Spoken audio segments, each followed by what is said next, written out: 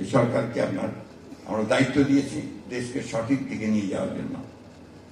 আমরা তাদেরকে অবশ্যই সময় দিচ্ছি, সময় দেব, কিন্তু বারবার প্রশ্ন আসে যে কতদিন সময় দেবেন। আমরা সেই পর্যন্ত সময় দেব যে পর্যন্ত একটা যৌক্তিকভাবে তারা একটা নির্বাচনের ব্যবস্থা তৈরি করতে পারবে।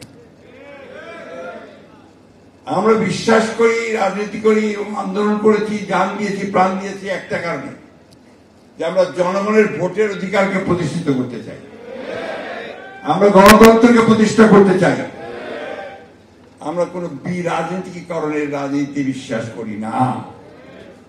আবার ওই -2 111 আমরা দেখতে চাই না।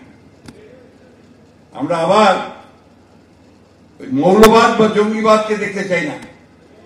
আমরা আবার সন্ত্রাসকে দেখতে চাই না। আমরা সত্যিকার অর্থে দেশে একটা সুস্থ, একটা উদারপন্থী গণতান্ত্রিক ব্যবস্থা দেখতে চাই। তো তার জন্যই আমরা তাদের হাতেই দায়িত্ব দিয়েছি, যারা আমরা মনে করেছি যে এরা যোগ্য মানুষ, তারা কাজ করছেন। তবে যত দ্রুততার সঙ্গে সঠিকভাবে কাজ করার জন্য আমি আহ্বান জানাবো। আরেকটা কথা তাদের উদ্দেশ্যে বলতে চাই, যে ভূতগুলোকে নিয়ে